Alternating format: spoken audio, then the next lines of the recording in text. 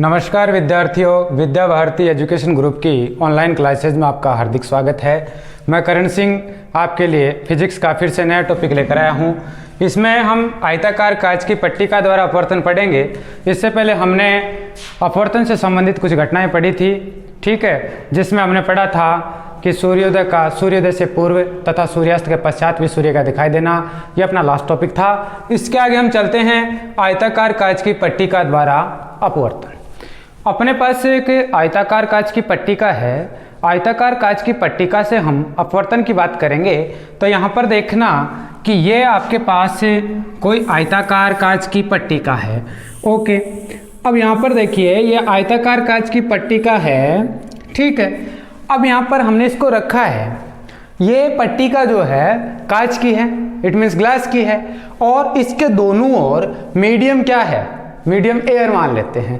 Clear, बात समझ में आ रही है कि इसके दोनों ओर मीडियम एयर है और इसका मीडियम क्या है, ग्लास है।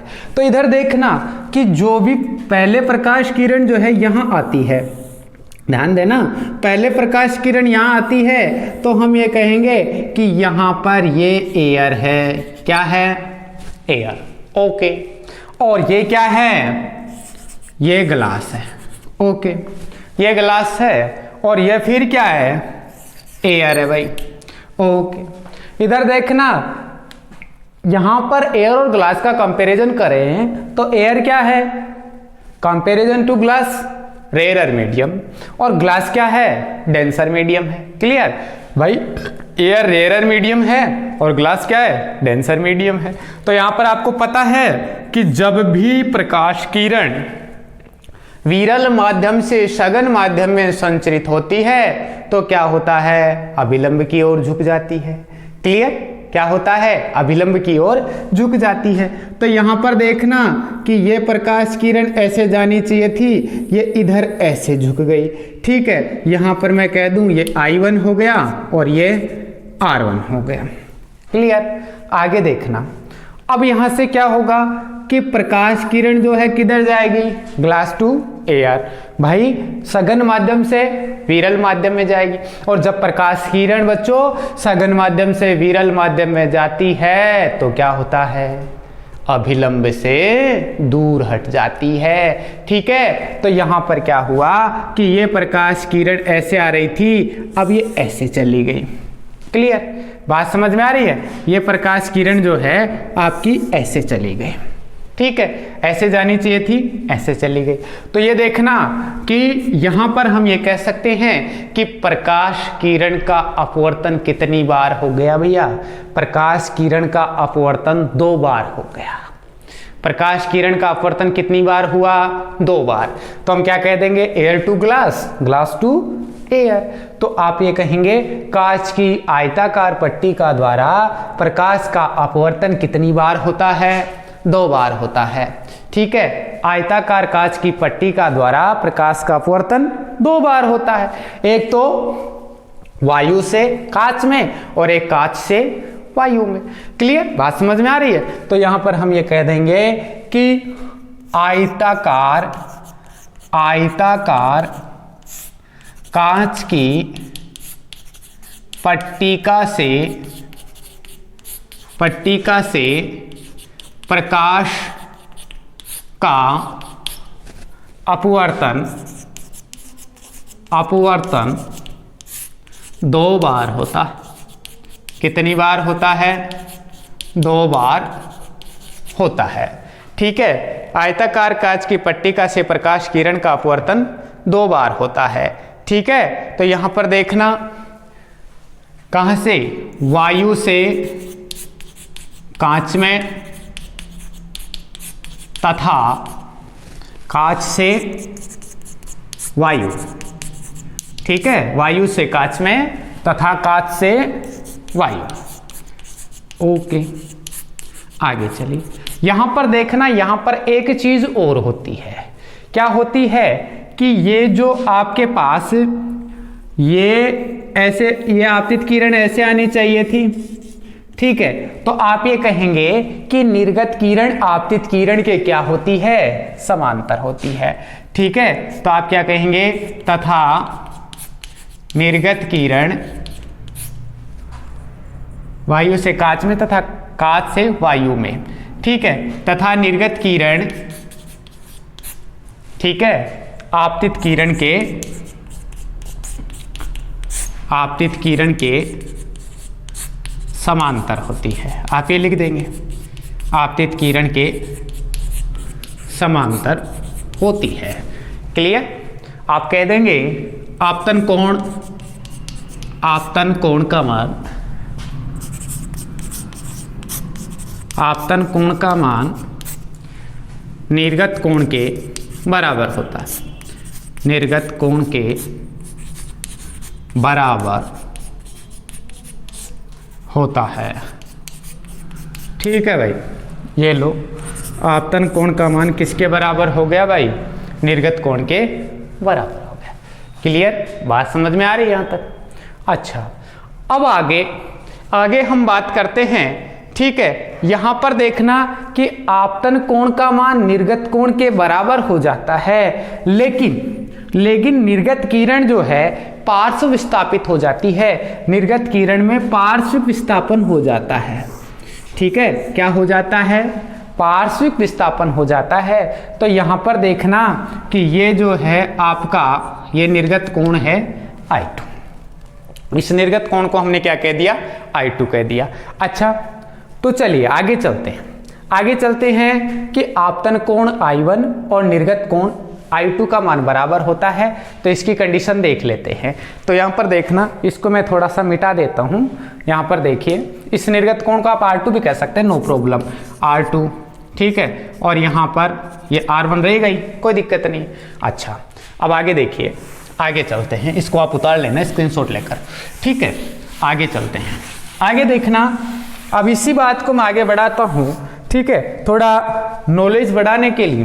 वैसे राजस्थान बोर्ड में टॉपिक नहीं है आगे वाला जो मैं बता रहा हूँ, ठीक है, लेकिन जैसे एनसीईआरटी आएगी जुड़ेगा, जैसे एनसीईआरटी आएगी जुड़ेगा। एनसीईआरटी में है इसका टॉपिक, ठीक है। तो आगे देखना, ये आपकी आयताकार कांच की पट्टी का। क्लियर? अच्छा जी, आगे देखिए, यहां से ये कोई प्रकाश किरण आपतित होती है, ठीक है, ये प्रकाश किरण आपतित होती है। क्लियर? बात समझ में आ रही है? ठीक है। अच्छा, मैं यहां पर इसका अभिलंब बना देता हूं। ये इसका क्या है? अभिलंब है। ओ बिंदु पर ये आपतित होती है। क्लियर?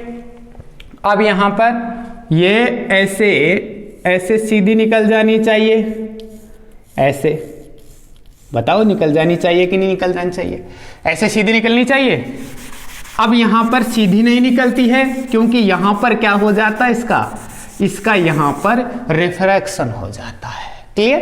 क्या होता है? रिफ्रैक्शन हो जाता है। और यहां पर देखिए कि ये मीडियम आपका क्या था? एयर था। और ये मीडियम क्या है? आपका ग्लास है। ओके, ये मीडियम एयर है, ये ग्लास है। जस्ट आगे चलते हैं तो बच्चों ये मीडियम आपका क्या है? एयर है। ओके, अब यहां पर देखना और फिर से देखेंगे कि एयर और ग्लास, इन दोनों में कौन डेंसर है, कौन रेयरर है? तो हम ये देखेंगे कि एयर जो है वो रेयरर मीडियम है और ग्लास क्या है? डेंसर मीडियम है। क्लियर? बात समझ में आ रही है? तो यहाँ पर क्या होगा कि जब भी प्रकाश किरण रेयरर मीडियम से डेंसर मीडियम एंटर होती है तो क्या होता है? It is bend towards normal. Clear? ठीक है ना? तो यहाँ पर ये प्रकाश किरण किसकी ओर बेंड हो जाएगी? अभिलंब की ओर बेंड हो जाएगी। तो प्यारे बच्चों, ये प्रकाश किरण ऐसे चलती है। ठीक है, बात समझ में आ रही होगी मेरी आपके? अच्छा, अब यहाँ पर देखना कि यहाँ पर इसको मैं I1 कह दूं और ये क्या बन गया? R1। क्लियर? इसको मैं कह देता हूँ M1। ठीक है, अच्छा जी, M1 N1। ओके, अब यहाँ से फिर से मैं यहाँ पर एक अभिलंब खींच देता हूँ। ये लीजिए, ये आपका अभिलंब हो गया। और यहाँ पर ये आपतन कोण कितना है? R1 है। दिख रहा है क्या? नहीं दिख रहा है? थोड़ा सा मिटा कर लिख देता हूँ बेटा। यहाँ पर देखिए, यहाँ पर ये नहीं दिख रहा, तो मैं यहाँ पर इसको थोड़ा सा मिटा कर लिख देता हूँ। ये लीजिए, ये R1 है, ये क्या है R1, क्लियर, ये R1 है, ये R1 है। ओके, अब यहाँ पर देखिए, फिर से आप देखेंगे तो देखना बेटा, ध्यान देंगे आप, यहाँ पर क्या देखेंगे कि यहाँ पर जो आपकी लाइट रे है किधर से किधर पास हो रही है, ये आपका अभिलंब हो गया, ठीक है, ये आपका अभिलंब हो गया, इसको मैं कह देता हूँ, थोड़ा ऊपर और बढ़ा देता हूँ, नो प्रॉब्लम, M2 और N2। ओके, अब ये जो लाइट रे है ये ग्लास टू एयर आ रही है, पहले कहां से आ रही थी, एयर टू ग्लास, अब किधर आ रही है, ग्लास टू एयर। और जब प्रकाश किरण सघन माध्यम से विरल माध्यम में एंटर होती है, संचरित होती है, तो अभिलंब से दूर हट जाती है, it is away from normal. Okay, तो यहां पर देखना, ये नॉर्मल से दूर हट जाएगी, ऐसे जानी चाहिए थी, ऐसे चली जाएगी, क्लियर, और ये आपका निर्गत कोण हो गया R2, ठीक है। अब यहां पर देखना, इसको थोड़ा सा ऐसे कर दो जिससे ये दोनों एक दूसरे के पैरेलल हो जाए। अच्छा, अब ये देखना कि ये आपकी ये प्रकाश किरण जो है, ठीक है, N2 इसको यहाँ, अच्छा N2 कोई दिक्कत नहीं, N2 यही रहने दो, N2, ठीक है। अब यहां पर देखना, ये प्रकाश किरण इधर जानी चाहिए थी, इधर खिसक गई, तो इनमें पार्श्विक विस्थापन हो गया, इसको मैं कह देता हूं B, ठीक है, और इसको कह देता हूं L, ठीक है। ये Bl मतलब स्मॉल d से व्यक्त कर दें इसे, तो Bl क्या हो गया, इसका पार्श्विक विस्थापन हो गया, ठीक है। अब आगे चलते हैं, आगे चले बेटा, तो आगे चले तो देखना स्नेल के नियम से, स्नेल का नियम क्या कहता है, ठीक है, स्नेल के नियम से, ठीक है, तो स्नेल के नियम से, स्नेल के नियम से, स्नेल के नियम से, ठीक है। तो स्नेल के नियम से यहां पर ये एयर है और ये ग्लास है, ठीक है। यहां पर हम ग्लास का रेफ्रेक्टिव इंडेक्स निकालेंगे comparison to air, it means NGA refractive index, ठीक है, refractive index of glass respect to air, refractive index of glass respect to the air.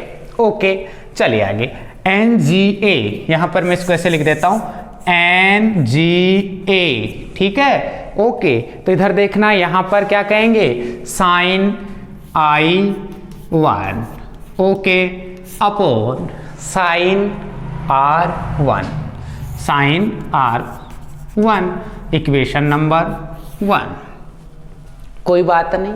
अब इधर देखिए, इधर हम क्या कहेंगे कि यहां पर एयर का क्या निकालेंगे, refractive index comparison to glass, तो आप ये कह देंगे NA, यहां पर मोटा लिख लेता हूं मैं, NAG is equal to NAG is equal to, हम क्या कह देंगे, sine R1 upon sine R2, okay, sine R2, clear. हमने ये देखा है, हमने रेफ्रेक्टिव इंडेक्स का रिलेशन देखा है, हम जानते हैं, ठीक है, हम जानते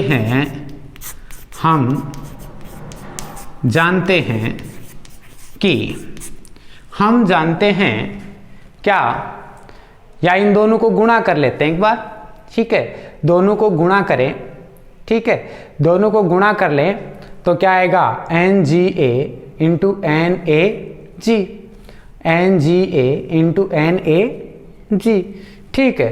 तो यहाँ पर देख लीजिए, आगे चलते हैं, या ऐसा कर लें, एक मिनट, ऐसा कर लें क्या कि हम जानते हैं कि N21 is equal to 1 upon N12, condition वही बन रही है, NGA NAG।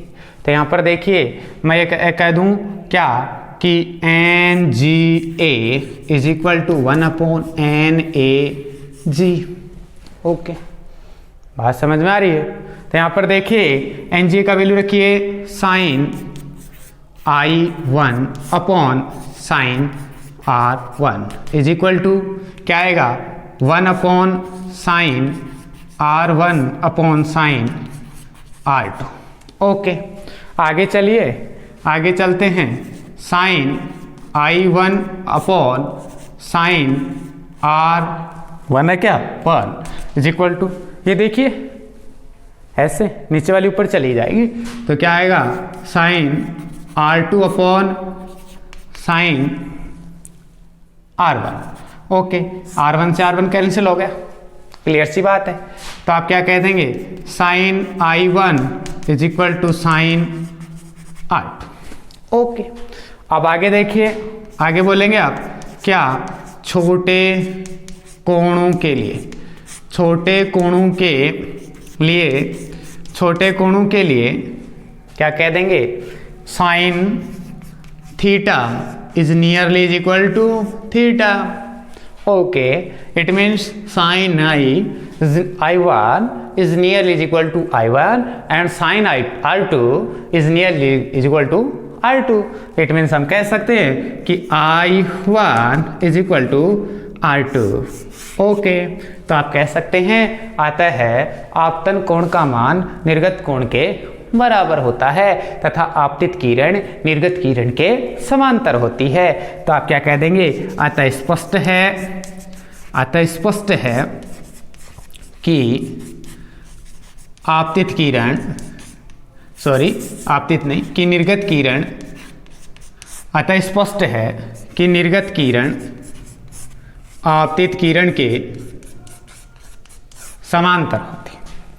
निर्गत किरण आपतित किरण के समांतर होती है। ठीक है, ओके, अच्छा जी, आगे चलो, आगे चलते हैं, उतार लीजिए। अब आगे हम पार्श्विक विस्थापन देखेंगे बेटा। पार्श्विक विस्थापन देखेंगे तो इसको आप उतार लीजिए या स्क्रीनशॉट ले लीजिए। मिटा देता हूं, मिटा दें, चलो मिटा देते हैं, ये लो। अच्छा जी, आगे देखिए, इसी का टॉपिक भी आयताकार कांच की पट्टिका द्वारा अपवर्तन है। ठीक है, रेफ्रैक्शन बाई रेक्टेंगल ग्लास स्लिप। अच्छा जी, आगे चलते हैं, आगे चलते हैं पार्श्विक विस्थापन। अरे मिटा दिया किसको, चलो कोई बात नहीं। आगे देखते हैं पार्श्विक विस्थापन, पार्श्विक विस्थापन। ओके, चलिए आगे चलते हैं। पार्श्विक विस्थापन, तो यहां पर मैं इसको वापस बना देता हूं। ये देखिए, ये ग्लास स्लेब थी, ये लीजिए और ये लीजिए, ये O है, और ये लीजिए और ये आपका नॉर्मल हो गया, और ये लीजिए और ये लीजिए। ओके, और ये आपका BL और ये आपका M1 N1, ये R1, ये R1, ये R1 ही था ना, R1, और इसको मैंने कह दिया R2। ओके, आगे चलेंगे। आप इस एंगल को बताएंगे ये कितना है, ये I1 है, तो आगे चलेंगे आगे की बात में। अच्छा, अपने को क्या निकालना है, पार्श्विक विस्थापन D। पार्श्विक विस्थापन D का वैल्यू अपने को फाइंड आउट करना है। तो देखिए, स्कोर दे देता हूं मैं, PQRS। ठीक है, PQRS। अच्छा जी, पार्श्विक विस्थापन निकालते हैं बेटा। तो पार्श्विक विस्थापन निकालते समय सबसे पहले तो अपने को क्या देखना है, अपने पास एक त्रिभुज मिलेगी, समकोण त्रिभुज, त्रिभुज ONB। ठीक है, त्रिभुज ON1B में। ओके, ये समकोण है। समकोण त्रिभुज ONB में ON1B में देखना अपने पास ये एक तो ये पता अपने को, ये क्या है, ये स्लेब की या ग्लास स्लेब की मोटाई है, ठीक है, ये तो अपने को पता है। ये अपने को पता नहीं है तो इसको छोड़ो। अब ये जो है ये इस दूसरे त्रिभुज में से आ जाएगी। इसका मतलब अपने पास दो साइड इसकी पता है, दो साइड किस कोण को डिफाइन करेंगे देखेंगे। तो देखना ये R1 है, थीटा के सामने वाली भुजा लंब, लंब का हमें पता नहीं, लंब को छोड़ दो, बाकी क्या बच गया, आधार और कर्ण, ठीक है। तो आधार और कर्ण के बीच में संबंध कौन सा थीटा दर्शाएगा, कोस थीटा। तो हम यहाँ क्या लिख देंगे, cos R1 is equal to cos R1 is equal to क्या कहेंगे, ठीक है, आधार बटे लंब, ठीक है, आधार बटे कर्ण, लंब ने कर्ण। तो आधार बटे कर्ण, आधार क्या है ON1 अपॉन कर्ण क्या है OB, क्या है OB। ओके आगे चलिए, cos R1 is equal to ON1। What is ON1, ठीक है, ये ON1 क्या है, T है, तो हम क्या कह दे T अपॉन OB। ओके तो आगे देखिए OB is equal to T upon cos R1, equation number 1। चलिए आगे चलते हैं, आगे चलते हैं, दूसरी राइट एंगल लेते हैं त्रिभुज OBL में, त्रिभुज या OLB में कोई प्रॉब्लम नहीं है भैया, त्रिभुज OLB में या त्रिभुज OLB में, ठीक है। तो आगे देखते हैं त्रिभुज, ठीक है, OLB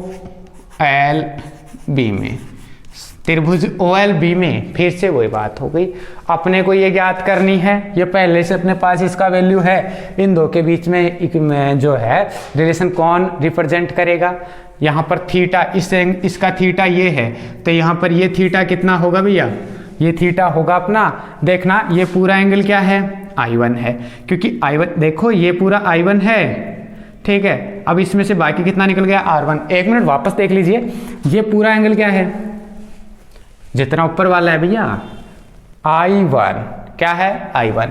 अब ये पूरा I1 है, अपने को इतना सा निकालना है, इसमें से क्या निकाल दें R1, इट मीन्स ये क्या है I1 माइनस R1, ये बच गया ना, बचा कि नहीं बचा।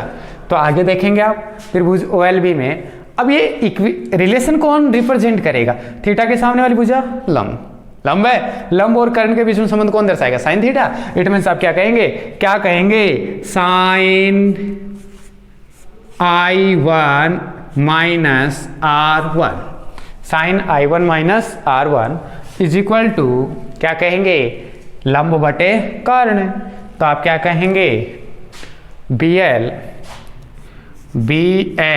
बटे OB, ओके, BL बटे OB, बात समझ में आ गई। हम क्या कह देंगे, OB is equal to BL का वैल्यू रख दीजिए small d upon sine I1 minus R1, equation number 2 by equation number 1 and 2, ठीक है। तो आप क्या कह देंगे, समीकरण 1 व 2 से, ठीक है, समीकरण 1 व समीकरण 2 से, समीकरण 1 व समीकरण 2 से, समीकरण 1 व समीकरण 2 से देखना इनके लेफ्ट हैंड साइड इक्वल हैं, इट मीन्स हम इनको ऐसे लिख सकते हैं क्या, T अपॉन कॉस R1 है क्या, 1 इज इक्वल टू इधर क्या है D small d upon sine I1 minus R1। Okay clear, बात समझ में आ रही है।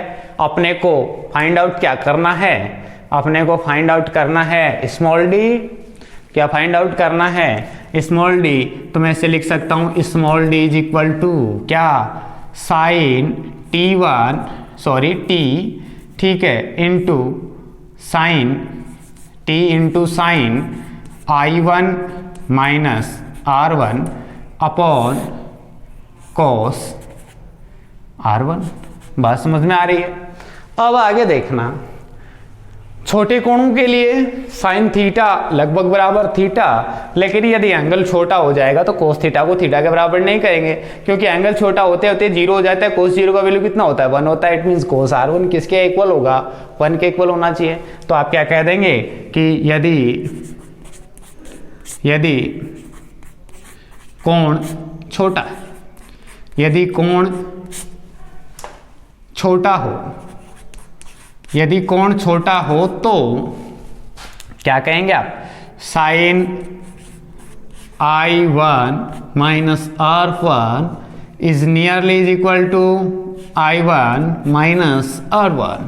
ओके, एंड आगे क्या बोलेंगे आप? Cos R1 is nearly is equal to R1। Okay, चलिए वैल्यू पुटअप करते। R1 नहीं 1, ठीक है। तो यहां पर देखिए, आगे चले, d is equal to T into क्या कहेंगे?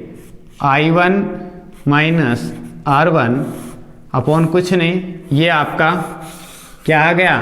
पार्श्विक विस्थापन। ये आपका अपने पास यहाँ पर जो है पार्श्विक विस्थापन आ जाता है, ठीक है। अच्छा, ये इसमें अपने पास यहाँ पर I1 का वैल्यू रखें। किसका वैल्यू रखें? I1 का जो है आप वैल्यू रखें।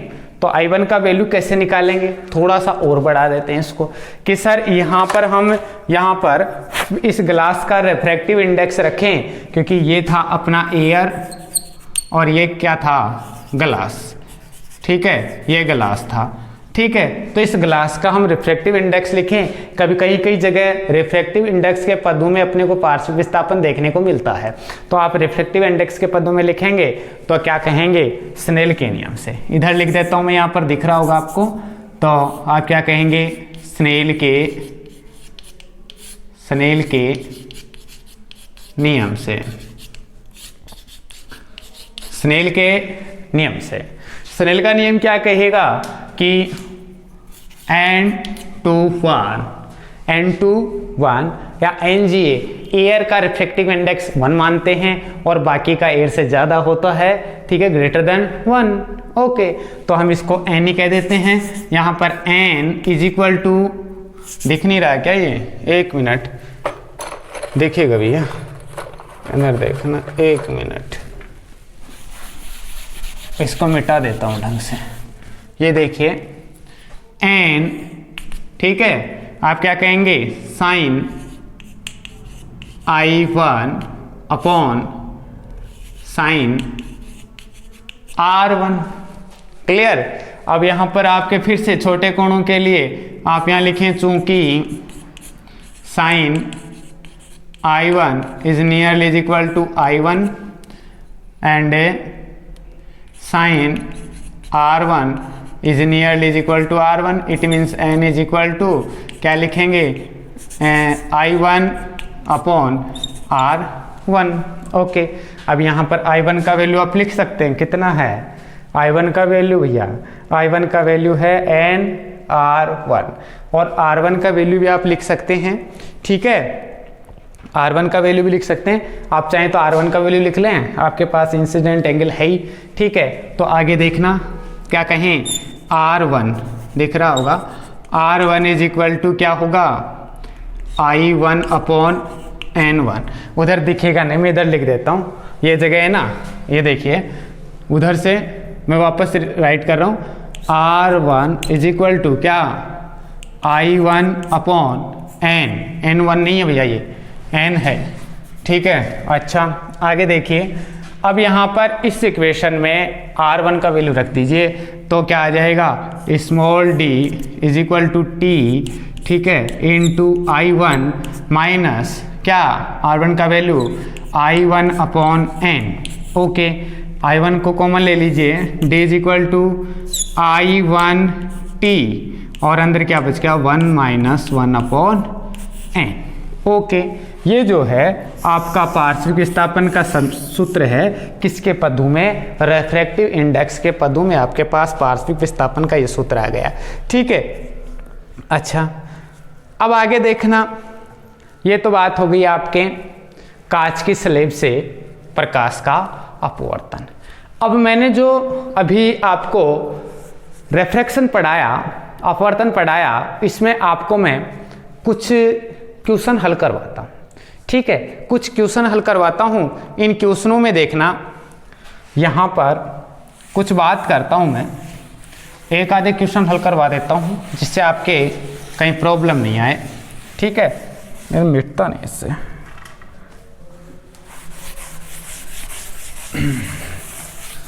एक आधे क्वेश्चन आपको मैं बता देता हूँ।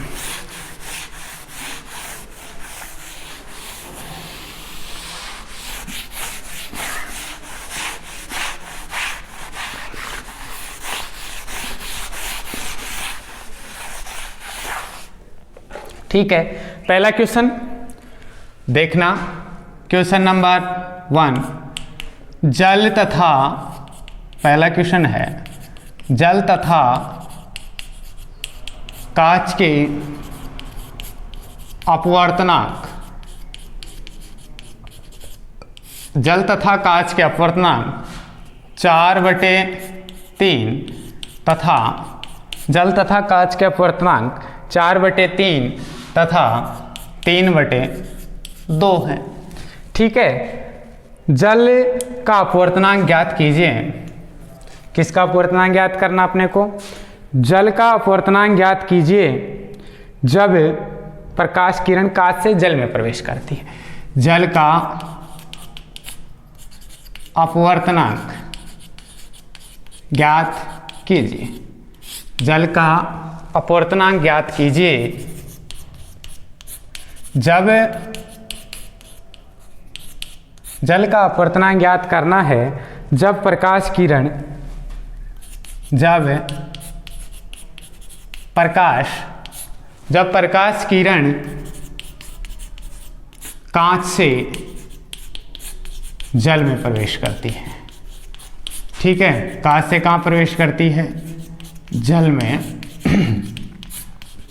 प्रवेश करती है। क्लियर, ये देखना, ये आपके पास क्वेश्चन हो गया। अब इस क्वेश्चन को आगे देखते हैं। देखना भैया, आगे देखो, अपने को दे रखा है जल का अपवर्तनांक, कितना दे रखा है, NW। ठीक है, NW refractive index of water कितना है, 4/3। रेफ्रैक्टिव इंडेक्स ऑफ ग्लास कितना है, 3/2। ठीक है, किसका अपवर्तनांक ज्ञात करना है, जल का। जल का अपवर्तनांक ज्ञात करना है, प्रकाश किरण कहाँ से प्रवेश कर रही है, कांच से जल में। इधर देखना कि यह आपका क्या है, यह आपका ग्लास है और ये क्या है, वाटर है। क्लियर, ये आपका ग्लास है और ये आपका क्या है, वाटर है। ठीक है, आपकी लाइट रे किधर से आ रही है, वाटर से ग्लास में एंटर हो रही है। ठीक है, वाटर से ग्लास में एंटर हो रही है। तो यहाँ पर देखना, आगे चलते हैं, आगे चलते हैं, अपने को वाटर का रेफ्रैक्टिव इंडेक्स निकालना है। तो वाटर का refractive index respect to glass निकालेंगे तो आप क्या कहेंगे, NWG refractive index of water respect to glass. NWG is equal to, हमने देखा था पहले क्या कि NW/NG। क्लियर, बात समझ में आ रही है, NW/NG। तो आगे देखिए, NWG इज इक्वल टू क्या आएगा, NW का वैल्यू रख दीजिए 4/3 गुणा ये कितना, 3/2, 2 ऊपर चला जाएगा, NWG इज इक्वल टू 4 दूनी 8, 3 तिया 9। ठीक है, 4 दूनी 8, 3 तिया 9, ये जो है आपका वाटर का क्या हो गया, ग्लास के रेस्पेक्ट में रिफ्रैक्टिव इंडेक्स हो गया। ओके, आगे देखना, आगे चलते हैं। यह आपका एक न्यूमेरिकल हो गया। आगे अगला न्यूमेरिकल चलते हैं। ठीक है, अगले न्यूमेरिकल में देखते हैं किसी माध्यम का निर्वात के सापेक्ष अपवर्तनांक 1.33 है। निर्वात में प्रकाश का वेग 3 × 10⁸ मीटर से प्रति सेकंड है, तो माध्यम में प्रकाश का वेग ज्ञात कीजिए। ये देखना आपके पास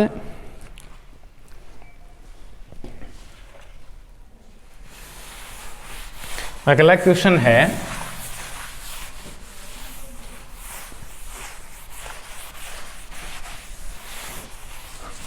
अगला क्वेश्चन देखना, किसी माध्यम का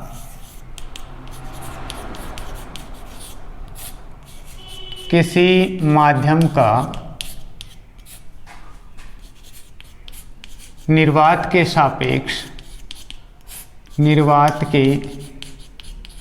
सापेक्ष अपवर्तनांक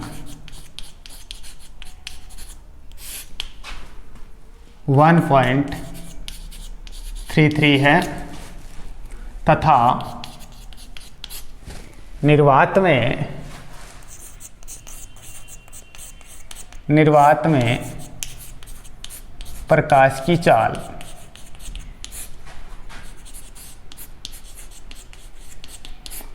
3 × 10⁸ मीटर प्रति सेकंड है, तो माध्यम में प्रकाश का वेग ज्ञात कीजिए। माध्यम में क्या करना अपने को, प्रकाश का वेग ज्ञात करना। ओके, चलिए अब आगे चलते हैं।